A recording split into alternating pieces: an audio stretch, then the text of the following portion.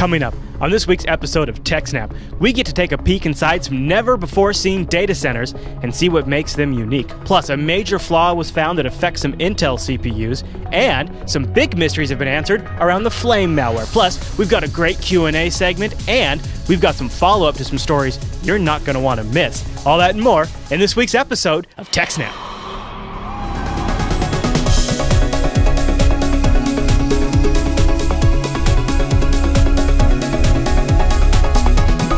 Hi, everyone, and welcome to TechSNAP. This is episode 63 of Jupiter Broadcasting's weekly Systems Network and Administration podcast.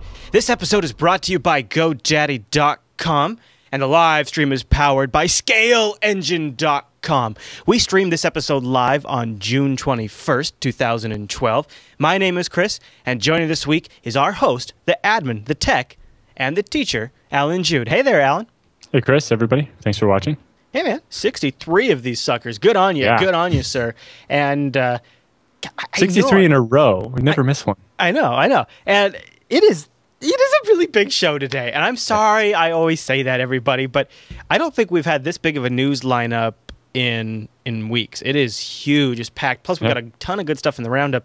And at the end of the feedback segment today, which we've got 3 really great feedback questions, I'm going to make an announcement about a new project being launched here at Jupiter Broadcasting that I want to get everybody's input on. Something really excited about, and it's really going to involve the community, and I'll tell you about that at the end of the feedback segment. It's just interesting because as I was going through my pin board for the week, I was like, wow, I don't have that much in here. And then I write the doc and I was like, oh, well, there's lots. Yeah, it's funny, too. It's been an interesting... Usually there's a lot of stories that we just don't end up using, and this week there was mostly just ones we did. Yeah, they were all really good stories, and I went to the Reddit this week to really go through and see what they had all lined up, and I was like, yep, that's a great story, yep, that's a great story, that's a great story. Before we get rolling on to all of that, just want to give people a quick reminder that this show is powered by your use of our affiliate links. If you go over to jupiterbroadcasting.com and you scroll all the way down to the very bottom of the site, it's kind of cut off here on this here monitor. If you go all the way down there, trust me when I say there are affiliate links that if you use those, a little portion of your shopping session from those sites is contributed to Jupiter Broadcasting, and they help keep these shows on the air. All right, yep. Alan, why don't we kick off our first story? It's a big update on the whole Flame virus storyline, one that is right about on schedule, I believe. When we first covered this, I said, give it about 2-3 weeks, and we'll have the source of who they think it came from. And now, here we are, the Washington Post. Well, this one is coming from a bit of a different angle, though. Okay. But is this confirmed? Because I've seen the Washington Post report this. Not officially confirmed. No one's admitting it. Okay. That's not too surprising, is it? Okay, so what's going on? Right. So the Washington Post and the New York Times suggest that the Flame malware was created by the U.S. and Israel, and they've already pretty much assumed that Stuxnet was too. So basically, the New York Times story is based on interviews with former Bush and Obama administration officials, so people that used to work in the administration and would actually know about these things. That's a decent source, I got to say. Yes, and so rather than the way we were expecting to find out where this came from was companies like F-Secure and Symantec and TrendNet and so on. Reverse engineering the malware and finding signs of where it may have come from. But didn't we see a story from Kaspersky that said, wait a minute here, we see code that is shared between... Remember we covered it in the roundup last week? Yes. Yeah, okay. So we've had Kaspersky make that kind of connection, and now this is like between a totally different... And this one is saying, basically, from leaked documents, they have enough evidence to say that Stuxnet was definitely the U.S. government. Well, that kind of makes it like a double-blind confirm in a way, then, because you have two different ways of confirming. 2 different sources of information, and they're quite disparate. Some of the officials that did comment on Operation Olympic Games, which was the original idea to use cyber warfare against Iran and was started under George W. Bush. Right. American officials say that Flame was not part of Operation Olympic Games, but just because it wasn't part of the operation that spawned Stuxnet doesn't mean it wasn't part of a successive operation that happened later. or a separate operation by a different agency of the government or whatever. It's interesting because so we're talking about some very sophisticated cyber warfare programs that were being created in Bush's era. And I got to say, I don't think the general population, like folks like you and I, really appreciated the level at which they're playing at. It's almost like when we watch the Senate and congressmen like trip over themselves talking about SOPA, we just kind of assume the whole United States government is inept to technology, when in reality, before even any of that stuff was going on, they were building some of the most sophisticated malware ever to exist. Yep. And so basically, when Obama took office, the New York Times basically says that he ordered the program to be stepped up and to get a lot more serious about it. Fire up. All right. Okay, sure. Why not, right? So officials have declined to say whether the U.S. Was responsible for the flame attack or not, but they're not denying it either. So you can read into that what you wish. Right.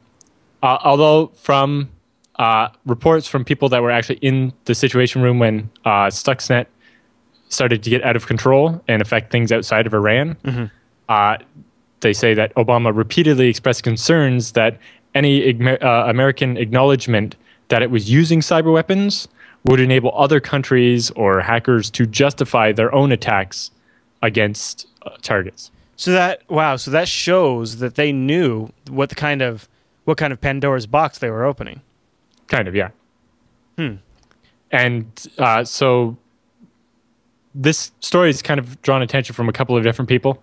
One of them is Bruce Schneier, who's a computer security expert, but he's also kind of branched out into just general security and cybersecurity and anti-terrorism and so on. And he says that basically cyber warfare is a destabilizing and dangerous concept. Yeah. It's kind of is. So if you compare, say, the 2007 Israeli attack against the Syrian nuclear facility to using Stuxnet to accomplish the same goal, Stuxnet didn't result in the loss of any life, and there was no risk to friendly personnel, whereas if you fly planes into an enemy country, there's the chance they'll get shot down or whatever.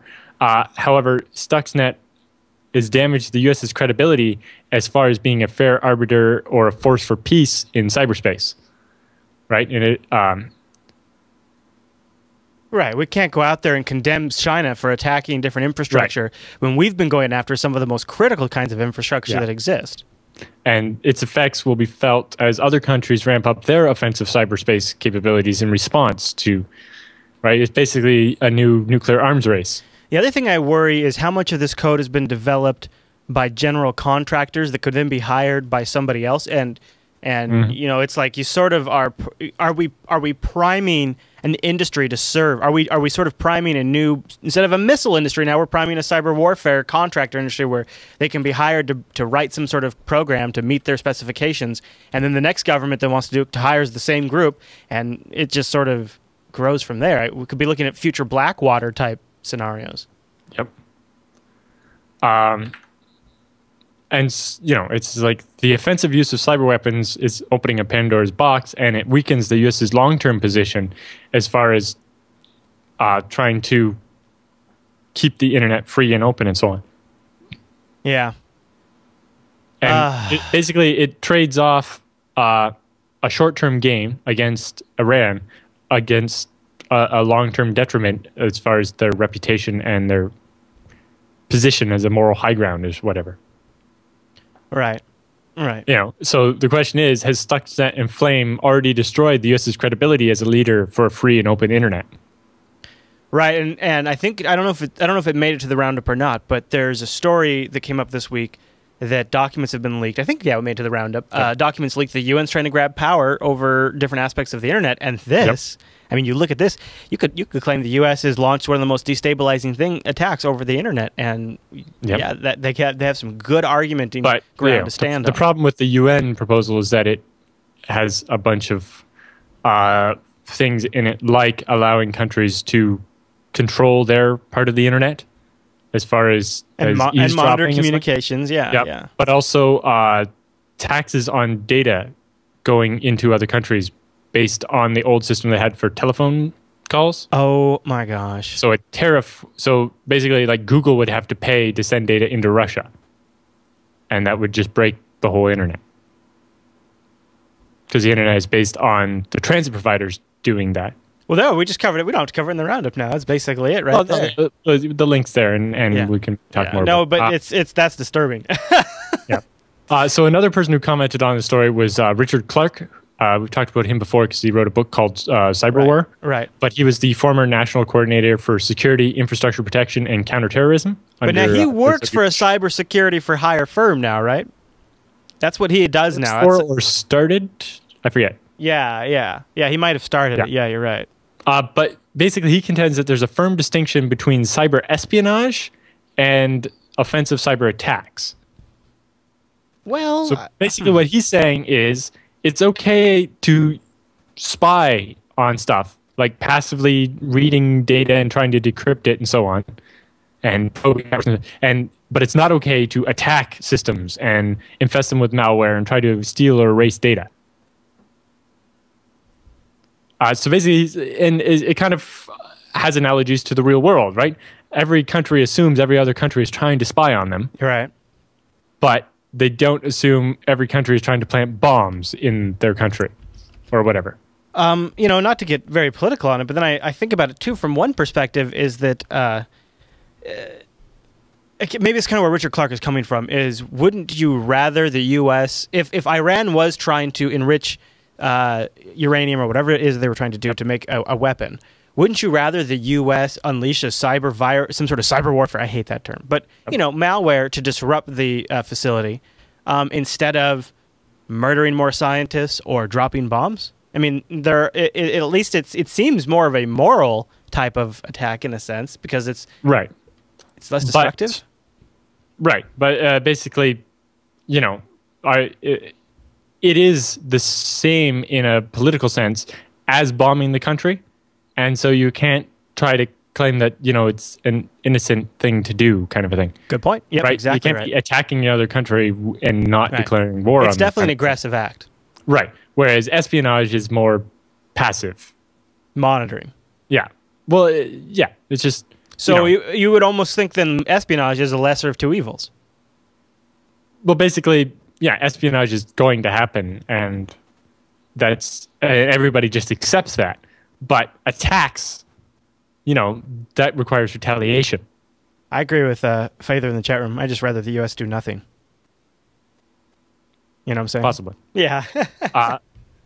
But so Clark argues that while cyber espionage should be considered like regular espionage, routine, acceptable practice of any country as part of the governmental intelligence operations, cyber attacks are much more grave and should be considered on par with a physical attack into another country.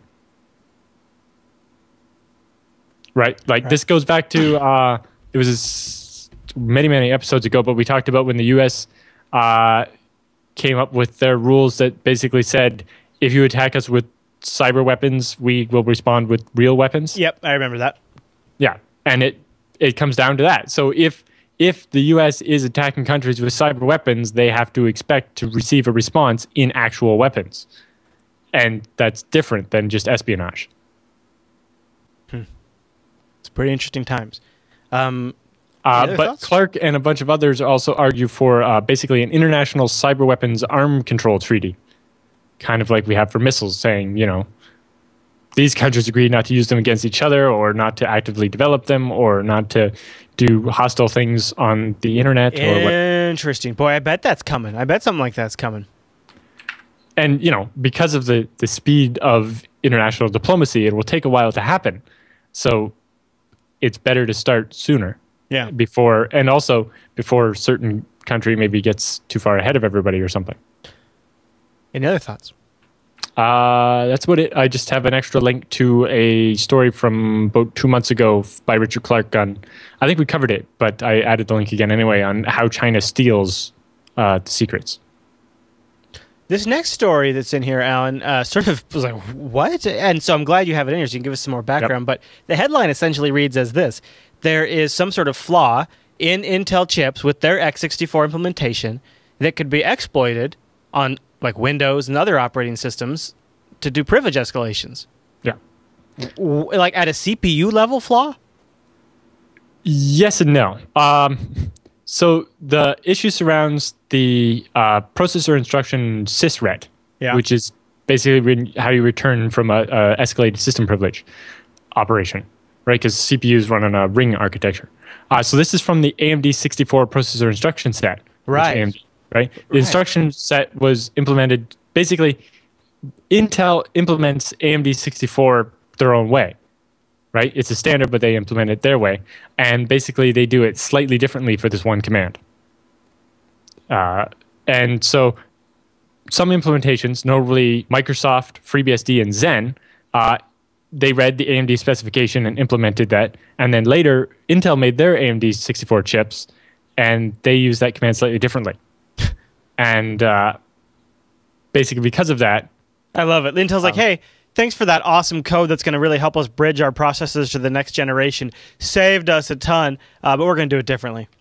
Well, no, it's just that they didn't get the code per se. They got a list of specifications, and they implemented it differently, and so the result can be slightly different. All right.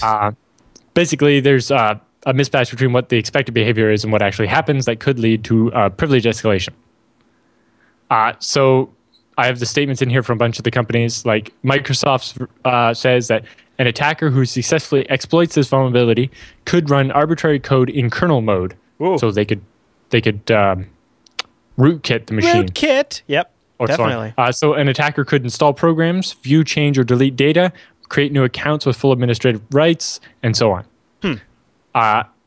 However, in FreeBSD's statement, successful exploitation of this problem can lead to local kernel privilege escalation, kernel data corruption, or a crash. Yikes. But for both of these, to exploit this vulnerability, an attacker must be able to run code with user privileges on the target system. So for Microsoft and FreeBSD, in order to exploit this, you have to be able to log in as a user to run the exploit. Okay. So it can't be exploited remotely against a machine that you don't have access to. This is good. Yeah. But also Zen, for their Zen server, when you're using it for paravirtualization, 64-bit paravirtualized guests could do privilege escalation into the host. Oh, wow. This issue only impacts servers running an Intel processor and could permit a 64-bit PV guest to compromise the Zen host server. Now this is... Zen server host. This is always the big fear. I mean, we've gotten a lot of emails that people say, could I put my firewall on a virtual machine? Is that secure? You know, a lot of things like that because... And the statement always is, well, virtual machines have been pretty secure, but if something could leap from a guest to a host or vice versa... Yeah, that's major. So this one could allow the kernel privilege escalation to happen in the guest, but actually affect the host. That is significant. There's one where a denial of service could happen. So one of the guests could basically bring the whole machine down by just constantly hammering this. Or where a guest could somehow spoof the control interface so that when you connected with Zen Center to control the Zen server, you would actually connect to the one inside the virtual machine. So you could basically be tricked into possibly disclosing your authentication stuff to a guest instead of the host. And how does the physical access requirement play out? Like, could I be SSH'd with root credentials to a machine and just execute a local executable on there that runs on the box? If you're any user, you don't need root. If you have user access to the machine, you could run the exploit and become root. So that's what you really mean by physical access, is you need to be able to execute code. I didn't say physical access. Oh, okay. I was reading What I said is you have to have a user, basically. Right. So, boy. If you have SSH access to a machine, then as just a regular user, non-root, then with if you successfully exploit this, you could run code as root. Wow. And then, give yourself root, basically. Wow. Yeah. Now, Intel's statement on the thing is, this is a software implementation issue. Intel's processors are functioning as per specification, and this behavior is correctly documented in the Intel R64 Software Developers Manual, Volume 2B, page 4, -598 and 599. Wait, AKA this is a problem we already knew about? No. Okay. The function works the way they say it does in their documentation. The issue is Microsoft and FreeBSD and Zen assumed it worked the same way that AMD's did. So Intel says it works the way we want it to work. You just didn't read our documentation. That sucks. So go read page 598 and 599 in volume 2B, section 4. So that's why it's such an interesting selection of operating systems. Okay. Yeah, and it's because basically it depends how you implemented this. I love it. The chat room. Intel's official response is RTFM. Very true. So AMD's statement is AMD's processor's sysret behavior is such that a non-canonical address in RCX does not generate a pound GP while in CPL 0. I have no idea what the hell that means. So just so we cover it. We have verified this with our architecture team and our design team, and we have performed tests to verify this on the silicon. Therefore, this privilege escalation exposure is not applicable to any AMD processor. Okay, there you go. So we're talking Windows 2008. We're talking Windows 7. We're talking NetBSD, FreeBSD. Yeah. But not Linux or OS 10 as far as we know.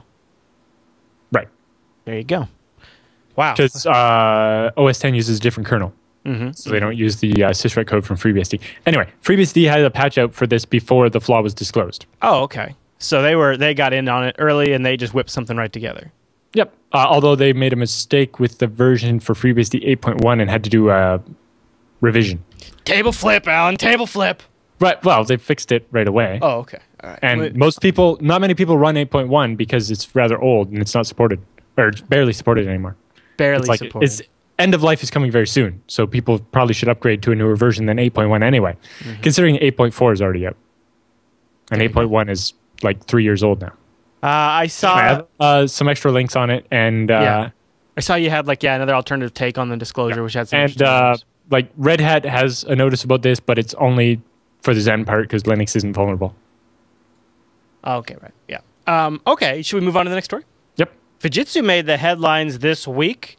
Of course, I don't know for what, but maybe you're going to tell me. Why is Fujitsu in the headlines in our neck of the woods? So a team at Fujitsu working in partnership with the Japanese National Institute for Information and Communication Technologies and Kyushu University have successfully cracked a 923-bit pairing-based cryptography message in only 148.2 days. Wow. Did they use some sort of super system? I mean, they used 21 desktop computers with 12 cores each. Alan, what temperature is it at your house right now? 28.2. It's gone up 2 whole degrees Celsius since we started the show. Wait, so what's that in Fahrenheit? I'm sorry. Is that like 80 something? Not quite. That because man, you look warm right now. I'm sorry, I didn't mean to disparage you. But you look really 82.7. Okay. You look really warm. But all right, so sorry to interrupt. So they use just a bunch of desktop cores to do this. Well, 12 cores is a lot of cores, but yeah, they're basically off-the-shelf machines. Yeah, but geez, you can get machines with Xeons in them that can rock 12 cores. Yep. Wow. Based on previous results from cracking a smaller key size, they estimated that it should take several 100,000 years to break a 923-bit key. So basically, they've discovered a new cryptanalysis attack against this type of cryptography, which is a system they're proposing to replace public-private key cryptography. Huh.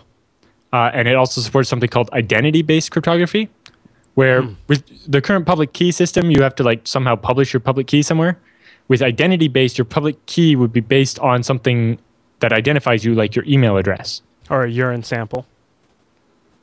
No, like your email address. Oh, okay, all right. Okay, I got that. I can give that to you. That's fine.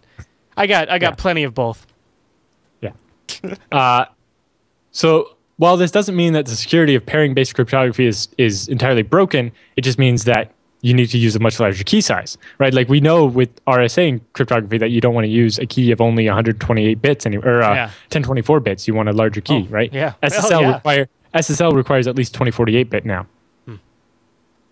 2048 bit. But this type of research is why only open cryptography standards should ever be trusted. And it's why it also takes so long to select a new standard. Right? This is why we can trust things like AES, is because they're open and there are researchers like these people working all the time to try to break Beating them. it. Yeah, yeah. A lot of these standards have a cash prize for details on how to break them. Good point. Like RSA used to have a contest for a bunch of that, although they've closed it down since. But they would award cash prizes every time somebody broke the next highest level. Yeah. Huh. So as an example of that, there's the competition for the SHA-3 algorithm, which is the one that will replace SHA-256 and 512, which are barely starting to be adopted now. But the idea is, they have to have these ahead of time. Oh, yeah, definitely. But basically, the competition to select which algorithm will be called SHA-3 opened in 2007. And it's not expected to be completed until later this year. So, the contest runs for more than 5 years. Because part of the contest is people trying to find problems with these algorithms. So more than 50 algorithms were entered into the contest, and at this point, only 5 remain. Only 5 stand. Oh, man, you could have run-ins and championship leaderboards. Among the rejected algorithms is MD6, the successor to MD5 from Ron S., one of the guys, founder at RSA. Mm-hmm. But it had some... the main reason people liked it was it used Merkle trees, which allowed it to break really long messages out to hash them across multiple cores. Oh, okay. That's nice. Based on the idea on news from Intel that, in the future, computers will have 10,000 cores. Yeah, we're not going much higher in clock rate. We're going more cores. Yeah. And so, especially if you're going to move from, single and double digit cores into like 5 digits of cores, that like the graphics cards kind of are, then your hashing algorithm needs to start looking at that. I attended an Intel conference 2 years ago, and they said that by 2013 we'll have 12-core desktop processors, like the standard, like what we consider like the i7 and i5 standards right now will be like. i5 will be 8 cores, and the i7 will be 12 cores. I think you can get E5s up to 6 or 8 cores, and you can put 2, 4, or 8 of those in a machine. Yeah. And then those also do hyperthreading, which then to the operating system looks like significantly more cores, double the cores. So so a 6-core processor can look like a 12-core processor to an operating system. So the way the kernel's divvying out... But that influences how the kernel divvies out tasks, Right, so exactly. They have to kind of accommodate for it. Yeah. But there were some speed problems and insufficient proof of its resilience against differential cryptanalysis. So they, not officially, but unofficially withdrew it from the competition. But it's still a work in progress, and it may, enter the competition for SSA4, because that will probably start next year. There you go. So it might be back for another extremely competitive round of Crypto Showdown. And I also have a link to the paper from the NICT on when they cracked the 676-bit cryptography, which is the step before this. But anyway, it's Fujitsu set a world record by cracking that large of a key in that little time. Yeah, absolutely.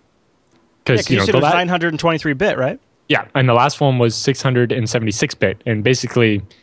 there's a huge order of magnitude between those two numbers, right? Each additional bit would be twice as hard.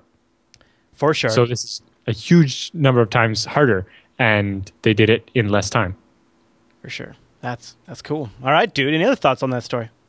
No, I put the link to the paper in there because it has all kinds of formulas and graphs and stuff. All righty then. Well, let's talk about our very own patron for this show. Every now and then, this website, datacenterknowledge.com, gets to do these behind-the-scenes tours. We've looked a little bit at Google, and there's another one they've peeled the curtain back for. But this week, they looked at GoDaddy. And so not only is GoDaddy the sponsor of this show, but they've been a company that I, as an IT person, have been very interested in exactly kind of how they've scaled from sort of the beginning all the way up to now. I mean, can you just imagine the amount of DNS requests and SS... Right, for example, the story, one of the little tidbits in the story there is that when the company started in 1997, their data center was in the closet at the CEO's ranch in Arizona or whatever. Which kind of harkens back to like kind of how Google started. There's a lot of like a little startup element to it.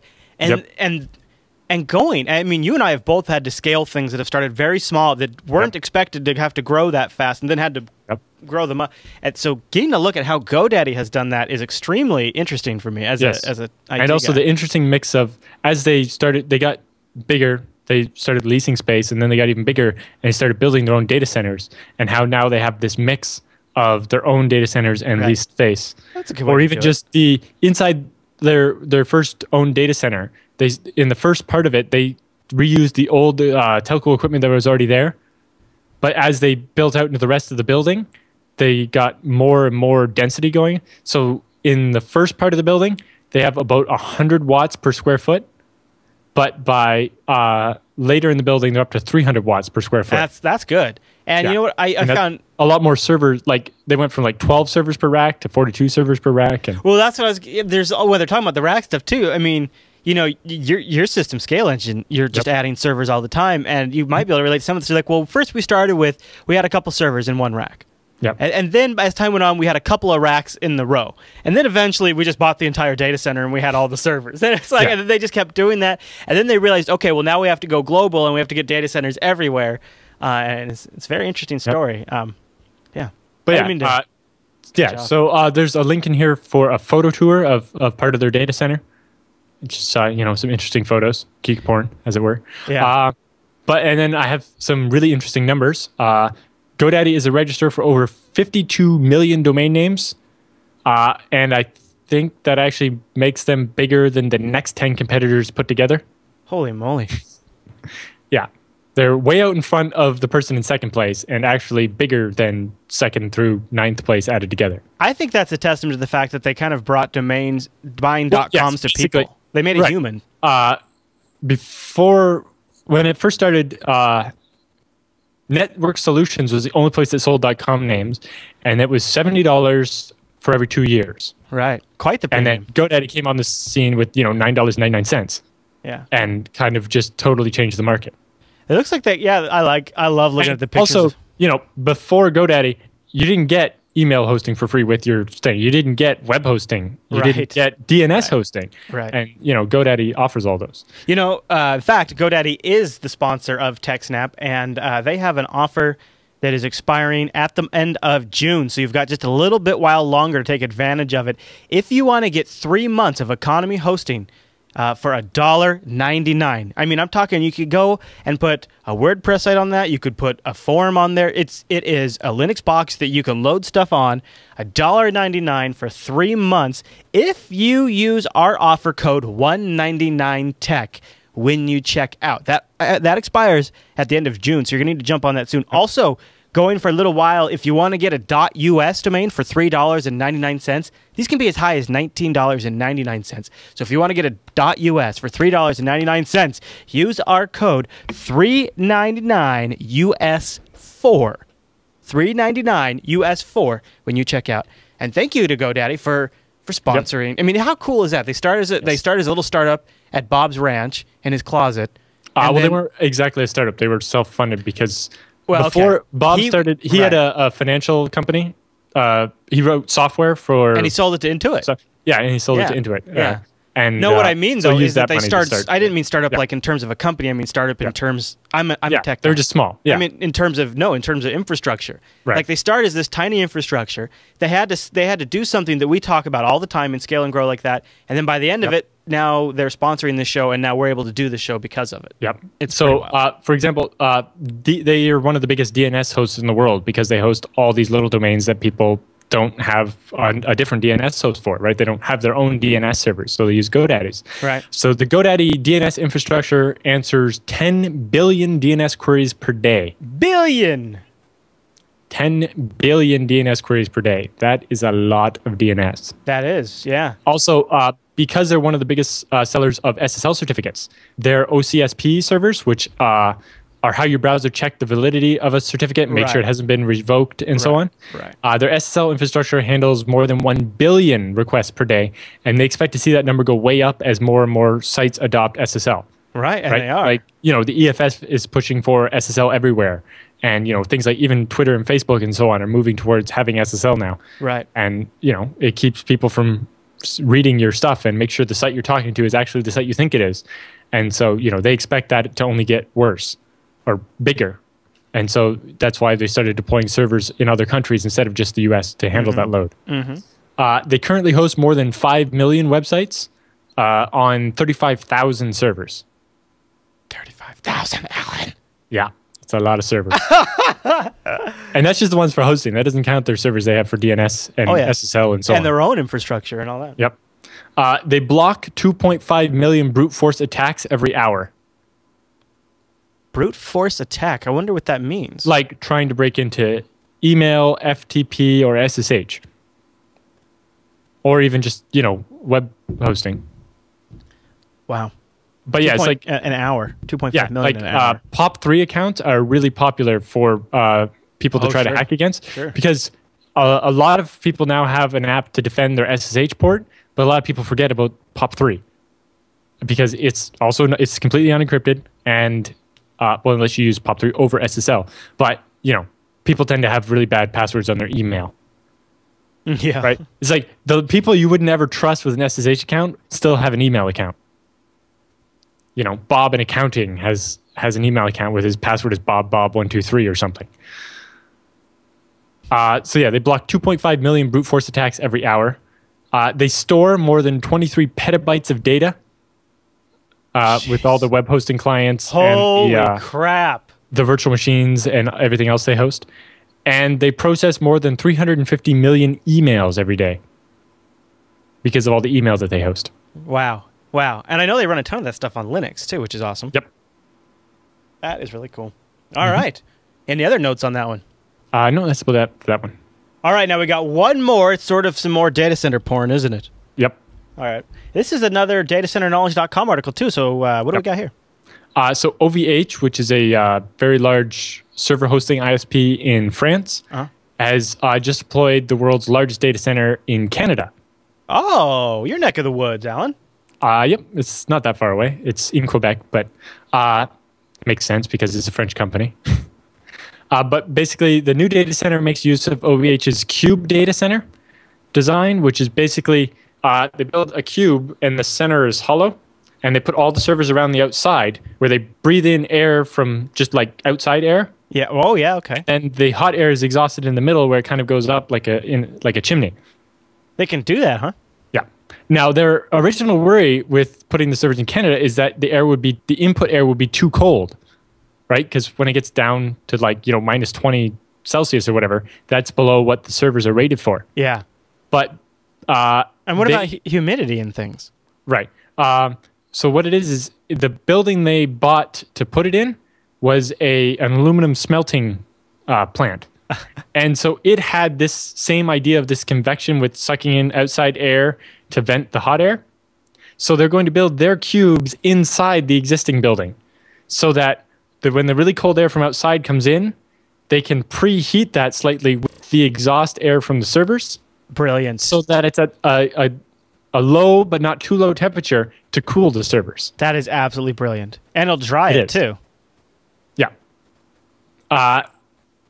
So yeah, the cold air is inlet from the outside of the cube and then exhausted in the center of the cube where it then just vents outside. And I noticed in their fancy pants video they have here too that they're using water cooling on the components. Yes, they use water cooling on the servers, and so the block goes right on the CPU, and they found that saves as much as 30% on their energy bills. Because typically with a server, say you have a 100-watt server, you normally need about 100 watts of air conditioning to cool all the heat that 100-watt server adds to the room. Mm-hmm. But if you're using water cooling, then you only need about 10 watts. Significant. So, yeah. Especially when you're doing hundreds, or what they talk about is 360,000 servers. Go in there. That's what makes this is going to be the biggest data center. Although, they're starting with just 10,000. Yeah. But they have these little cubes, and they'll just keep adding more and more cubes up to 36, as many as they can fit. This is really neat. And it also, remember when we talked about, when we got a little peek inside Facebook's data center process, and they were doing that, I forget where they're building it, but it was also bringing in outside air for cooling, and they weren't going to be using air conditioning. Because the other thing, like Facebook, is that OVH builds all their servers custom. Now, they use some standard components from Supermicro and so on, but as you can see in those pictures, because they're doing the water cooling and so on, they actually have custom bits. That's so neat. Yeah, and so there's a video here that shows a bunch of the stuff where their stuff is in France and what's going on in Canada. But one of the other unique things about this data center is that it's actually built directly adjacent to the electrical substation for a hydroelectric dam. Oh, so it's handy. Right beside a renewable energy source. That's handy. Yeah, and so basically that dam will provide 120 megawatts of power to this plant because the aluminum smelting mill that was there was already designed to need that kind of power, and so they just reused the existing infrastructure. Of course. And I assume obviously data connectivity is good and all those kinds of things to that area too. Yeah, it's kind of actually a good central location right between like New York, Chicago, and Toronto. So it gets you right into all the hotspots for the East Coast data networks. Very nice. Oh man, that is so cool. I love these next generation data centers that are using way less power for cooling, because as more and more things go into the cloud, we're going to have more and more data centers, and we don't want these things to become a massive drain on the power infrastructure. Right. So. And yeah, the machines are getting more efficient, and they're getting more efficient ways to cool them. You know, they've almost completely done away with air conditioning at all. Whereas like in my data center, they have a very small amount of air conditioning, and then the rest is chilled water cooling. So they get water really cold. Actually, most of what they do is they pump it out of a well on site, because the water underground is already kind of cold. Yeah. Then they just pump that through, and then fans blow air over the cold water, and it cools so it's a swamp. It's a swamp pump kind of whatever they call them, right? Swamp cooler. Yeah.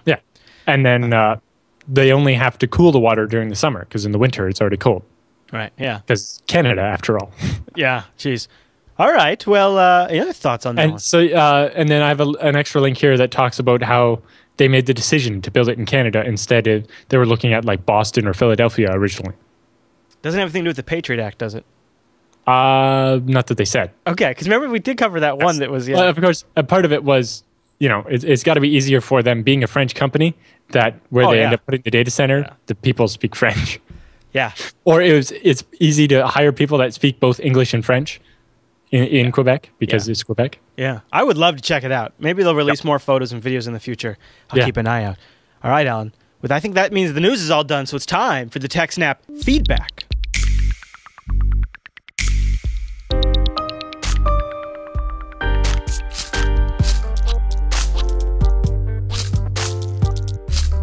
Thanks for sending your emails to techsnap@jupiterbroadcasting.com or using the contact form that we have linked at the top of Jupiter Broadcasting.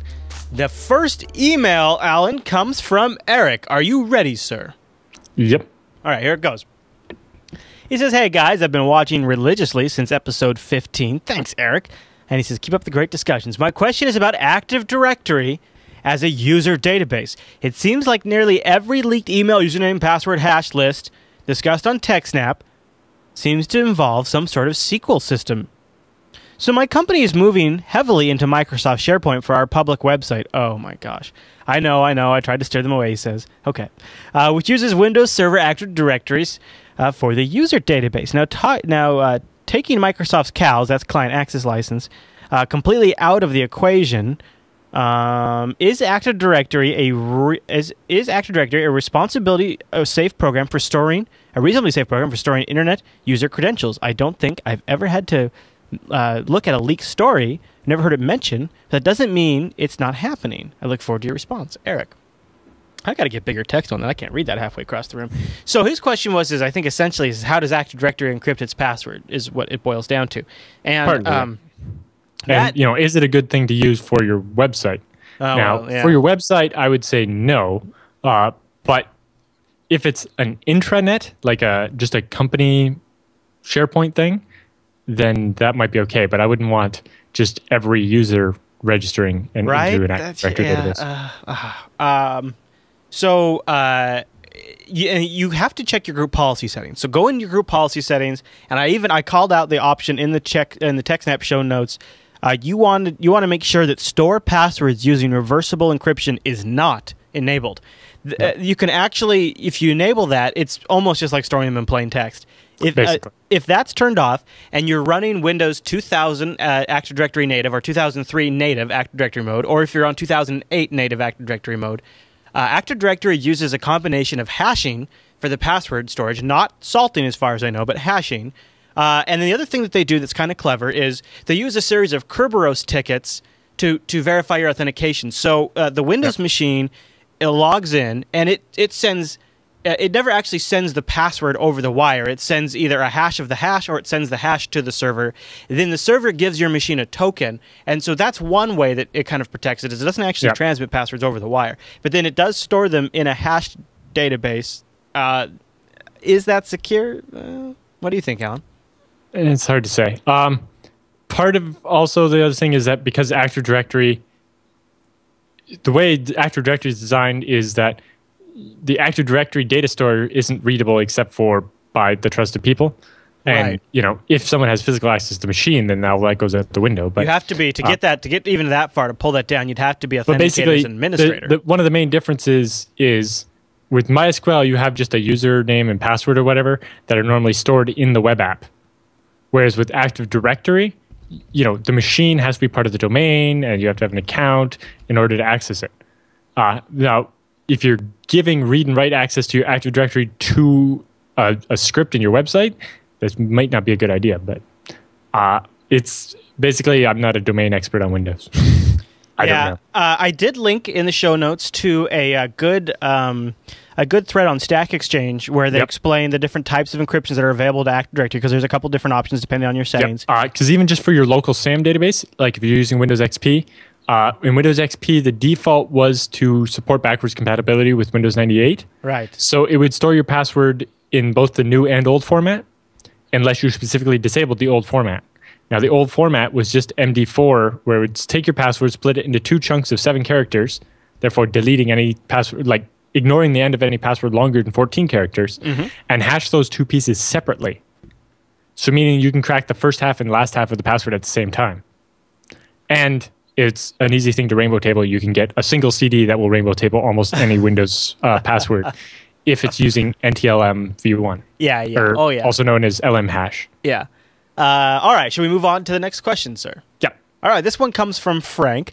And Frank writes, hi, Alan and Chris. He says that I'm sometimes unsure whether I'm doing everything right concerning security. All I do for security is keep my stuff up to date, and that's basically it. If there's an extra bit of security that's necessary, I would also use virtualization to separate out potential vulnerable areas of my server. So he's doing some nice, quote-unquote, physical separation. He says, blocking IP ranges also comes to mind for security, or applying patches which make some software more secure. But I really don't know what else I could be doing.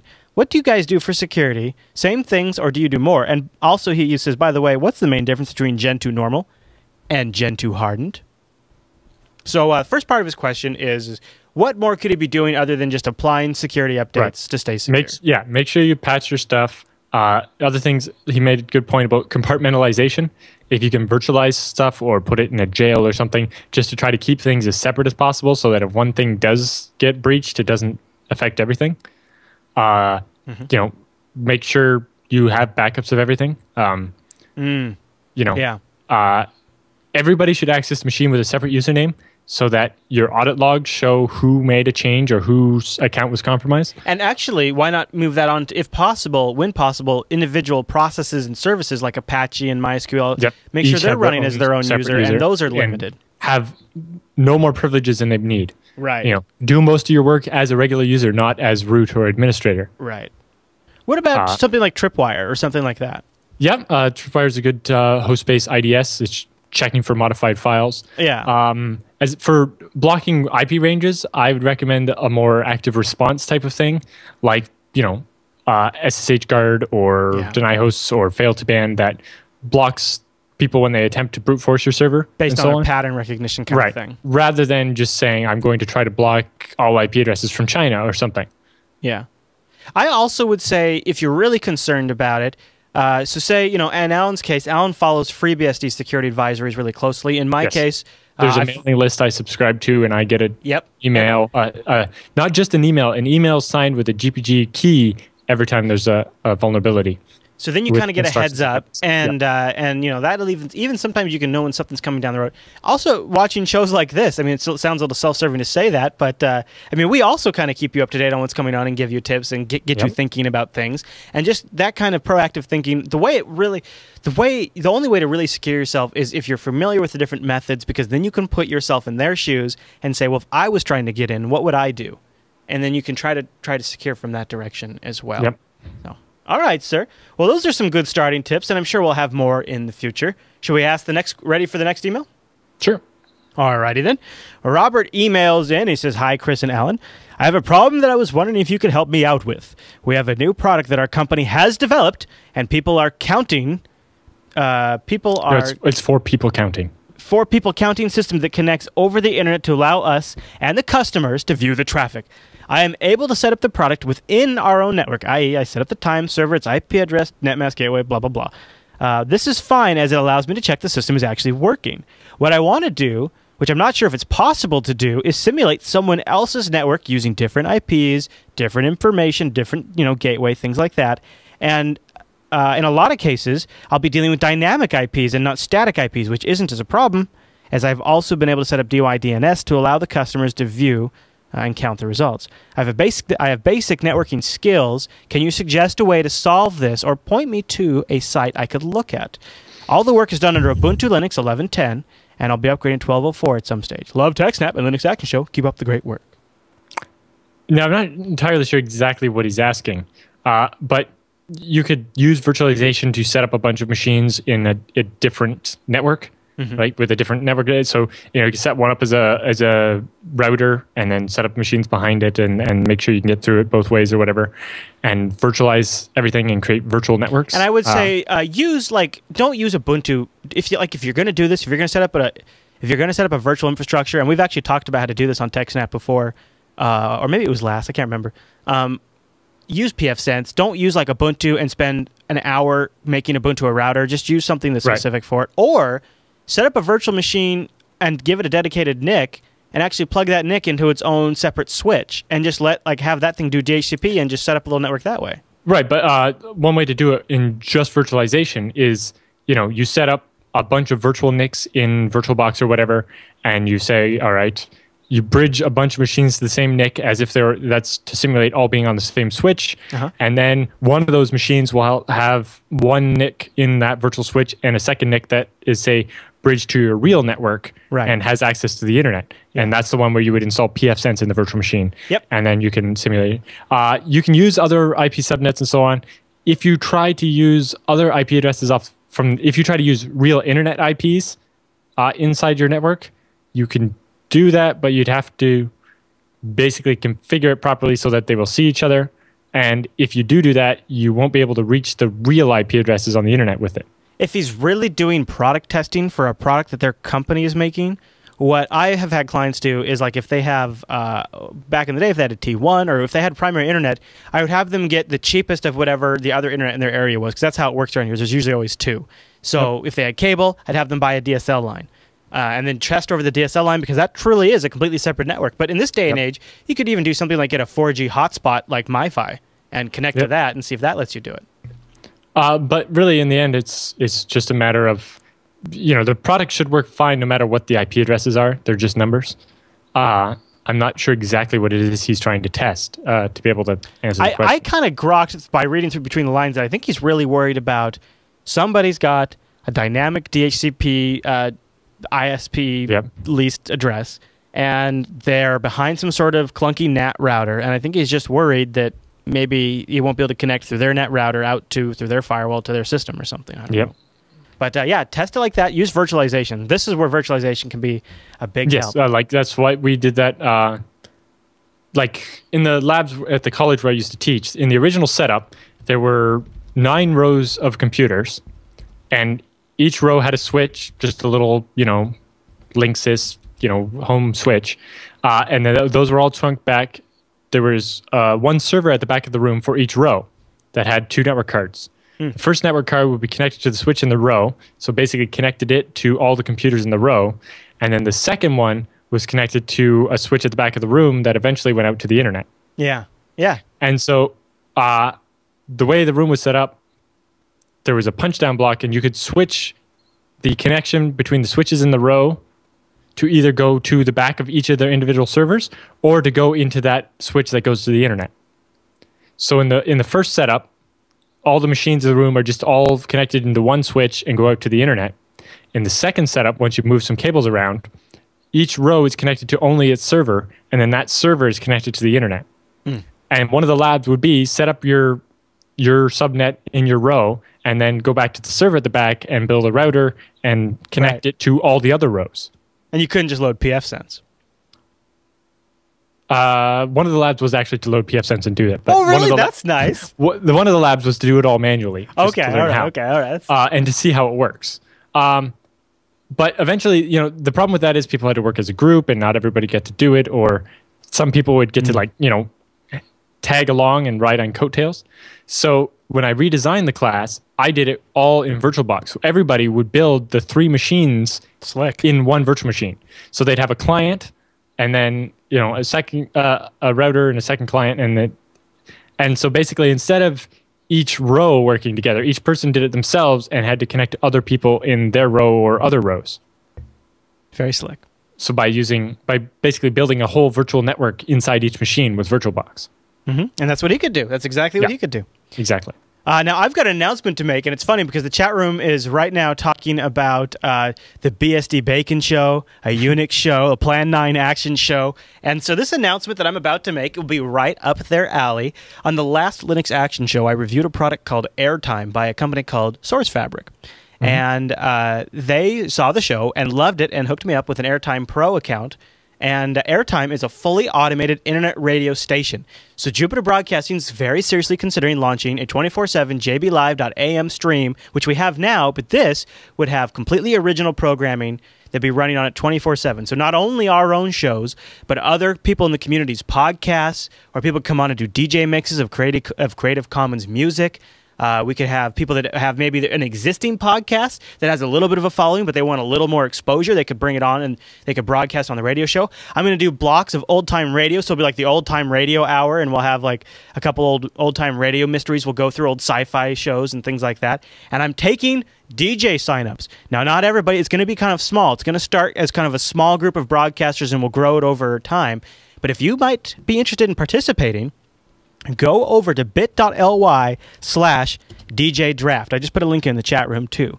Bit.ly/DJ Draft. And I have a questionnaire form over there that asks you a few things, like what your idea is and what kind of things you've done before, to essentially get the ball rolling. And I'll be taking submissions and then reviewing them and then contacting a few people to get this process started. But this Airtime software is super cool, Alan. It allows people to remotely broadcast very easily from their own house using open source software.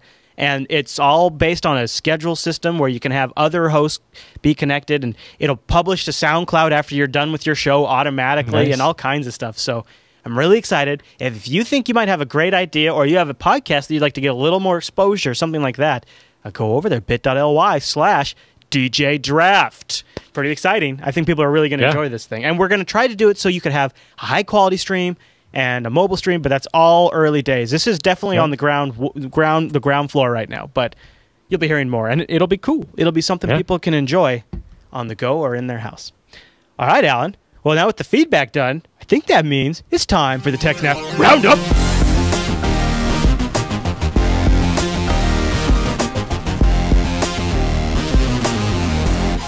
And welcome to the TechSNAP Roundup. Yeah, that's what that crazy music means. Now, the Roundup are stories that didn't quite make it into the top of the show and almost always are exclusively powered by links.techsnap.tv, our awesome TechSNAP subreddit where you can submit stories to the show, questions, or just vote things up or down or leave comments. And Alan, our first story in the Roundup is breaking news, sir. Are you ready? Yes. Take it. So I put this down here in the Roundup because I don't have enough details to actually make it a main story yet. But a hacker claims to have breached 79 different banks and acquired 50 gigabytes of customer data from them. Yikes. Now, most of the data seems to be Visa and MasterCard data, and it includes a lot of personal information, enough that Visa said the data couldn't have been from them because they don't have that particular amount of data. Right? They don't keep Visa doesn't actually issue the card to you, so they don't keep all the data about you. It's more, your bank issues the card to you and they know your address and so on. Yeah. And so Visa can definitely say the breach wasn't their network, but it could be somewhere else. There's also some suggestion that some of this data is old data that was either left laying around somewhere or is just compiled from old breaches that were leaked or whatever. Right. So we don't know that much about it, but there's a news story here and it seems like a lot of data. And we'll probably have more next week if something interesting develops. Yep. All right. The next story on the Roundup is the FBI and DEA, the Drug Enforcement Administration, warn that IPv6 may be too damn anonymous, and they want the protocol adjusted. Well, see, there's this one part of IPv6 that they're still working on specifically to be anonymous. Basically, you have an address range that's huge, and there's one part that's specifically about you getting anonymous address. So when you connect to a bunch of different sites, you would actually connect with different IP addresses in your IPv6 block. Cool. So that they wouldn't relate you. I like that. And actually, one of the talks I saw at BSDCam was about a flaw he found where, the way those addresses were generated, you could tell if two addresses were actually the same person or not. And so they were going to fix that to keep a level of anonymity up. Righto.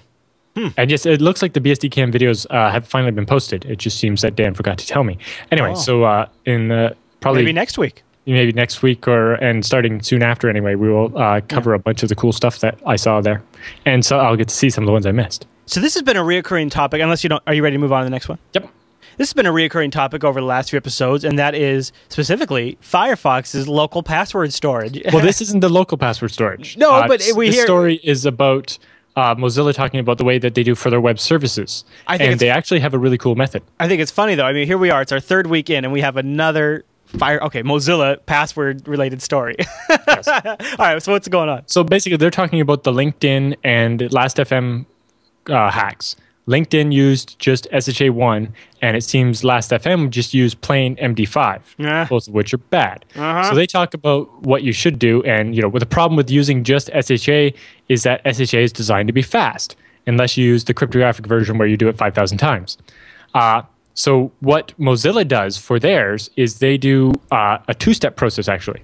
So the first thing they do is an HMAC, so HMAC, which is a hashed message authentication code. So basically what they do is on the web servers have a salt that's specific to the machine, right? So they take your password, add the machine-specific salt, and calculate an HMAC of that. Then they use that as your password. Then they generate the salt and use the bcrypt, which is the blowfish-based cryptographic algorithm. So they use that hashing algorithm, but first they HMAC the password with something specific from the web server. So what that means is that in order to crack the password, if somebody steals the database with all the hashes in it, in order to try to brute force it, they also need the salt from the web server, which is a separate machine that they would have to break into. So unless they can break into both machines, they can't brute force the passwords. Very cool. So this is actually implementing what we saw Paul Honeycamp recommend of having something a little different. So basically, instead of just running bcrypt on the password, because bcrypt is one of the slow algorithms, right? It runs 2 to the power of 7 times. So it runs like 10 million times on your password. They do it so that they're using the HMAC first and basically double salted. Also, their article has a bunch of cool little labeled like meme pictures. Yeah, I did like that. I was showing one of them. All right. Now, we already talked about this one, so we can probably be pretty brief on it. But leaked documents show the UN's internet power grab in there. Russia and some Arab countries are proposing to be able to inspect private communications such as email. Russia and Iran are also proposing new rules to measure internet traffic along national borders and bill the originator of the traffic as international phone calls, essentially creating a national toll booth for data, like you had mentioned. Right. But, the way the internet was designed with for example, Google pays a tier 1 provider to deliver their traffic to wherever, right? The way the internet works is you pay for the traffic when you upload it to the internet. Right. So the uploader pays. So Google's already paying a company to deliver the data to anywhere in the world. Yep. And that company then has some deal with, a company in Russia to take the data. And if the government decides to try to charge money at the border, the very first problem with this thing is that it would mean the Russians would have to install something to count the packets as they went through, and if they can count them, they can do other things to them. All right, sir, it's the roundup. We're supposed to move on. Are you ready for the next story? Yes. So this one's interesting. Apple patent polluting Facebook. Something about patents and streams, and how does Apple have anything to do with social network statuses? That's just crazy. So Apple has got a patent for a system to pollute Facebook pages with false data. Wait, Apple? Yeah. Apple has a patent? No. So basically, Apple's patented this process they developed to basically post phony stuff to Facebook and Google Plus in order to hamper data mining. I'm not entirely sure what the goal is. Like, if it posts as you and then people have to try to figure out which posts are real and which ones aren't, it's not very useful. But I guess the general idea is to make it easier to anonymize your data while still using something like Facebook. Sort of randomizing it with noise, in a way. Apparently, yep. All right, well, the next story is just a quick announcement for LastPass, folks, because I love LastPass. LastPass 2.0 has been released. One of the interesting things they're doing now, which I didn't really expect to come from them, is document storage, including some other kinds of storage, like other things that I'm not quite sure I haven't read into yet. But I've updated on all my machines, and it's rocking. And I don't use the document storage yet, but I love it for the password storage. And like we always recommend, use different passwords for every website you visit, and LastPass Every single site needs a unique, strong password. Now, some news about SSD prices, right, Alan? Yes. So we talked about the other week how the prices of spinning hard drives haven't really gone down after the price spike from the floods. From the floods. But over at Tech Report, they have a bunch of interesting graphs about the price changes in different SSDs. Oh, okay. How Intel really hasn't dropped their prices much, but a lot of the other vendors like Corsair and OCZ and so on have lowered their prices. Yeah, to compete with Intel. In general, the price per gigabyte has fallen about 46% since the beginning of 2011. I mean, Intel, came out as, okay, these are really good SSDs, and they got to get the premium price point. Their first gen ones with the SLC instead of MLC, they were rather expensive. I paid almost $500 for 32 gigabytes, but that was the only way to get the speed and the durability. Now you can get the speed, but you still can't get that level of durability without paying that kind of price. Yeah. Interesting. All right. Well, moving on to the next story in the roundup. What is the next story? Oh, another data center look. I was like, no, we've already covered this one. But no, this is another story from datacenternowledge.com. And everybody needs a data center, right, Alan? Yep. Well, this is just a model. Yeah, it's a Lego data center, and it's actually kind of a clever idea if you could build it so that it actually represented your work. This is kind of a neat way to visualize what you need to do. This is pretty cool, little project. Basically, he built a data center out of Lego, uses about 5,700 pieces of Lego, has 28 different minifigs, which are the little Lego people, uses one light brick, and it uses about a meter of fiber optic cable. That's pretty cool. The instructions for building it are on the Lego site, I think. Oh my gosh, really? So like if somebody wanted to build their own? Yep. There's also separately somebody built a Turing machine out of Lego. If you want to see, which is like a practical demonstration of how a CPU actually works inside. Yeah. And someone built one out of a single set of the Lego Mindstorm stuff. Wow, you can do anything with Legos. You can do anything with Legos, Alan. That's insane. Well, there you go. I think you made it. I think you survived to the very end of the show. Are you going to just blast the AC now that we're done? Pretty much. Yeah. All right. I've got to give a quick plug. If you love TechSNAP, you love Linux Action Show and things like that, go check out the brand new show we have over at JupiterBroadcasting.com. Very excited about this. Coder Radio, Episode 2 is just out, and Episode 3 will be live Monday at 9 a.m. Pacific at noon Eastern. And this week we talked from a different perspective than I think you hear anywhere else about some of the things that came out of WWDC. And then, of course, the next coming weeks is Google I/O, which is going to be crazy. Tons of Android stuff, tons of HTML5 stuff. Coder Radio will be covering all of that stuff, so go check out the new show. You know what? Heck, I'll put a link to that in the chat room, too, for the fine folks. And, all right, Alan. Yes, well, I think that's the whole show, yeah? Stay tuned for upcoming TechSNAP because we're going to talk about some of the cool stuff we saw at BSDCan. Oh, including specifically, there was the really good talk about IPv6 and some of the security implications of IPv6 and the fact that everybody's always thought about security in terms of IPv4 and how does it translate. Right. Interesting. Germane to what we talked about today. All right. Well, TechSNAP is live every Thursday afternoon at 1 p.m. Pacific, which is 4 p.m. Eastern, 2000 UTC. There you go. And we encourage you to join us live over at jblive.tv or the audio stream, which is going to get a lot fancier over the next few weeks over at jblive.am. All right, everyone. Well, thanks so much for tuning in to this week's episode of TechSNAP, and we'll see you right back here next week.